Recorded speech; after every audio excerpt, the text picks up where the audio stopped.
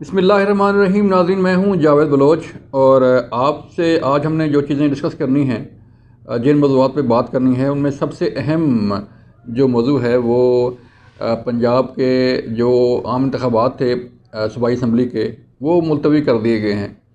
और 8 अक्टूबर की नई तारीख जो है वो इलेक्शन कमीशन की तरफ से दी गई है। इलेक्शन कमीशन का फ़ैसला रात ही आया था और कुछ लोगों ने पढ़ा, कुछ लोगों ने नहीं उसमें वो जा सके, जिसमें उन्होंने जो प्ली ली है उसके मुतल्लिक़ हम आपको बताएंगे। एक नई बहस जो है वो शुरू हो चुकी है कि इलेक्शन जो है वो किस तरह मुमकिन है कि वो आगे बढ़ें, वक्त पर इलेक्शन क्यों नहीं हो रहे, और अगर ये इलेक्शन नहीं होते, मुलतवी कर दिए गए हैं, तो फिर निगरान सेटअप का क्या होगा, फिर सुप्रीम कोर्ट ऑफ पाकिस्तान के फ़ैसले का क्या होगा। और जैसे कि 2 दिन पहले जो है वो, बल्कि कल ही जो है वो चीफ जस्टिस उमर अता बंदयाल साहब ने ये कहा था कि अगर इलेक्शन जो है वो उनमें कोई गड़बड़ की गई या उसमें कोई बदनीति जो है वो हमें नज़र आई तो हम इंटरवीन करेंगे, हम मुदाखल करेंगे। ये बड़ा अहम मोड़ है, ये बड़ा अहम फ़ैसला है और इसके डेफिनेटली असरात मुरतब होंगे मुल्की सियासत पर भी, और जो हालात पहले ख़राब हैं उस पर भी असर पड़ेगा। लेकिन ये फ़ैसला होना ही था, इस पर हम बात करेंगे। फिर इमरान खान साहब जो है वो इस फ़ैसले के बाद नई हिकमत अमली तैयार कर रहे हैं। अल्लाह का शुक्र है कि जो उन्होंने अपने अपने कत्ल की साजिश का इंकशाफ किया था और ये कहा था कि मुझे 1-2 दिन में कत्ल कर दी जाएगा। अल्लाह का शुक्र है कि जो है वो साजिश नाकाम हुई और इमरान खान साहब महफूज हैं, अल्लाह उन्हें महफूज रखे। फिर दहशत गर्दी के ख़िलाफ़ जो जंग है नाज़रीन, वो सिक्योरिटी फोर्सेस ने उस पर ऑपरेशन जो है वो तेज़ किए हुए हैं और मुल्क भर में, जैसे कि 2 दिन पहले एक खादर सरवस ब्रिगेडियर साहब जो है वो ISI के अपने फ़राइज़ मनसबी अंजाम देते हुए शहीद हुए, इस वतन पर, इस वतन का दिफा करते हुए शहीद हुए। तो इस तरह के जो वाक़यात हैं वो किस हद तक असरअंदाज होंगे इंतखाबात पर, और जो मौजूदा हालात हैं उस पर हम आपको आगाह करेंगे। रमज़ान मुबारक शुरू हो चुका है, आप सबको रमज़ान की मुबारक भी हो। और जो है वो मुखिर हज़रात अपने आसपास के लोगों का डेफिनेटली ख्याल रखेंगे, और दुआ है कि रमज़ान मुबारक आम लोगों के लिए, हम सब के लिए जो है वो खैर व बरकत वाला हो और सब के लिए अल्लाह पाक आसानियाँ पैदा फरमाए। शुरू करते हैं नाज़रीन। सबसे पहले तो आप सबको रमज़ान मुबारक की मुबारक हो और अल्लाह करीम आपके लिए आसानियाँ पैदा फरमाए। इलेक्शन कमीशन का फ़ैसला बड़ा अहम फ़ैसला है और इससे मुख्तलिफ़ जो है वो चिमगोइयाँ हो रही हैं, बहस हो रही है, आइन और कानून के हवाले दिए जा रहे हैं कि इलेक्शन कमीशन किस तरह पंजाब असम्बली के इंतखाबात को मुलतवी कर सकता है।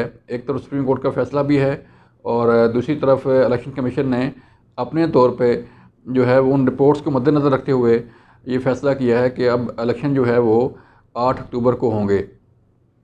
नई बहस शुरू हो चुकी है, नई चीज़ें जो हैं वो सामने आ रही हैं। सबसे अहम जो जिस चीज़ का कहा जा रहा है वो ये है कि सुप्रीम कोर्ट ऑफ पाकिस्तान इस फ़ैसले पर जो है वो अपना मुदाखलत करेगी और हो सकता है कि supreme court of Pakistan election commission को तलब कर ले कि उन्होंने ये इलेक्शन क्यों मुलतवी किए। इस तरह एक नया जो है वो आइनी और कानूनी व सियासी बहरान भी जो है वो जन्म ले सकता है। वज़ीर कानून ने तो इस फ़ैसले को इंडोर्स किया है और ये कहा है कि मौजूदा हालात में बेहतरीन फ़ैसला है इलेक्शन कमीशन का, इन हालात में इलेक्शन नहीं हो सकते। वैसे जो हालात चल रहे हैं, जो मुल्की हालात हैं, जो मुल्क की माशी सूरत हाल है, जो मुल्क की सिक्योरिटी की सूरत हाल है, जो मुल्क के अंदर सियासी इंतशार की कैफियत पाई जा रही है, उससे लग ये रहा था कि ये इलेक्शन भी मुतनाज़ा होंगे। और पंजाब के इलेक्शन जो है, अगर तहरीक इंसाफ हारती है तो वो नहीं मानेंगी, अगर तहरीक इंसाफ जीतती है तो बाकी जमातें जो हैं वो इस इलेक्शन को तस्लीम नहीं करेंगी, क्योंकि हालात ऐसे हैं।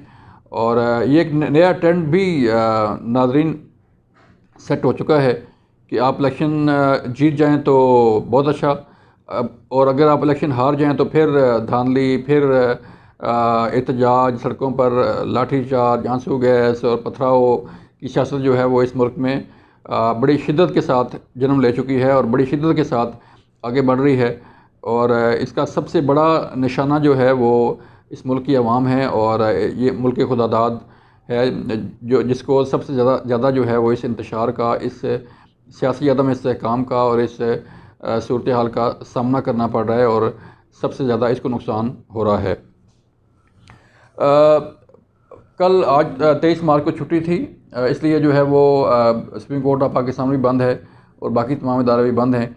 लेकिन जब कल सुप्रीम कोर्ट खुलेगी तो फिर ये देखना होगा कि सुप्रीम कोर्ट इस पर क्या एक्शन लेती है।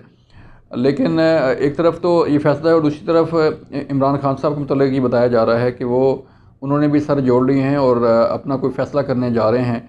एक तो 26 को उनका जो है वो बहुत बड़ा जलसा उन्होंने करने का ऐलान कर रखा है और दूसरी तरफ ये फ़ैसला भी आ गया। तो इस फ़ैसले की रोशनी में इमरान खान साहब जो है वो अपनी हिकमत अमली तैयार कर रहे हैं और हो सकता है कि आज शाम तक या कल तक वो अपनी हिकमत अमली अनाउंस भी कर दें। और ये भी ज़रा बता रहे हैं कि शायद तहरीक-ए-इंसाफ़ खुद सुप्रीम कोर्ट पाकिस्तान से रजू करे और ये कहे कि ये फ़ैसला जो हुआ है ये गलत है और जो पहला इलेक्शन कराने का फ़ैसला था उसको मनोवन तस्लीम करवाया जाए, उस पर अमल दरामद करवाने के लिए सुप्रीम कोर्ट अपना रोल प्ले करे। लेकिन देखना होगा कि इस सारी सूरत हाल में जो हालात हैं वो क्या रुख इख्तियार करते हैं।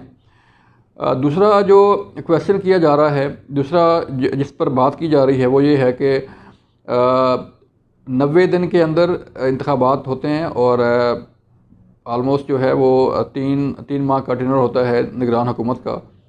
और जो मौजूदा निगरान हुकूमत है पंजाब की, उसको भी 90 दिन के लिए का मैंडेट दिया गया था जिन्होंने इलेक्शन करवाने थे और इलेक्शन करवाने के बाद जो है वो ये निगरान सेटअप ख़त्म हो जाना था। लेकिन अब सूरत हाल क्या है कि अब 8 अक्टूबर को इलेक्शन चले गए हैं और 8 अक्टूबर का मतलब है कि अब अगर मार्च है तो अप्रैल, मई, जून, जुलाई, अगस्त, सितंबर और अक्टूबर 6 से 7 माह जो है वो मज़ीद लगेंगे इस निगरान सेटअप को अपने काम करते हुए और पंजाब पर जो है वो हुकूमत करते हुए, क्योंकि पंजाब असम्बली तहरीर हो चुकी है, कोई और सेटअप है नहीं। तो जो निगरान सेटअप बनाया गया था वही फिर इसको कंटिन्यू करेगा और वही सारे मामला चलाएगा और निगरान सेटअप अब शायद चेंज भी ना हो सके। तो ये एक बड़ा क्वेश्चन मार्क है। गो के वज़ीर कानून ने बताया था कि 1992 में केपी के सूबा में जो है वो 5 माह तक निगरान सेटअप रहा था और 5 माह के बाद जो है वो उन्होंने इलेक्शन करवाए थे। फिर जो सूरत चल रही है नाज़रीन मुल्क के अंदर दहशत गर्दी की, और आपने देखा कि 2 दिन पहले ब्रिगेडियर बरकी जो है वो शहीद हुए वज़ीरिस्तान में दहशत गर्दों के ख़िलाफ़ जंग लड़ते हुए।